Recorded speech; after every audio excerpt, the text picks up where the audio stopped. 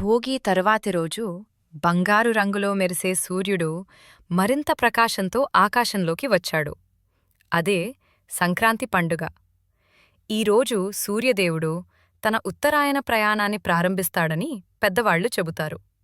అంటే చీకటి తగ్గి వెలుగు ఎక్కువ అవుతుంది, చలిపోయి వేడి మొదలవుతుంది. చుట్టూ చూస్తే పొలాలు పండిన పంటలతో ఆకుపచ్చగా బంగారు రంగులో మెరిసిపోతాయి.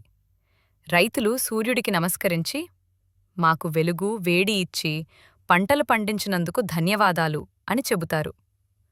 ఇళ్లలో అమ్మలు తీపి పొంగలి, నువ్వుల లడ్డూలు, చెరకు తయారు చేస్తారు. ఇవి మన జీవితంలో తీపి, సంపద, ఆనందం ఉండాలని సూచిస్తాయి. పిల్లలు కొత్త బట్టలు వేసుకుని గాలిపటాలు ఎగరేస్తారు. ఆకాశమంతా రంగురంగుల గాలిపటాలతో చాలా అందంగా ఉంటుంది. కుటుంబ సభ్యులంతా కలిసి నవ్వుతూ ఆనందంగా సమయం గడుపుతారు. ప్రతి ఇల్లు సంతోషంతో నిండిపోతుంది.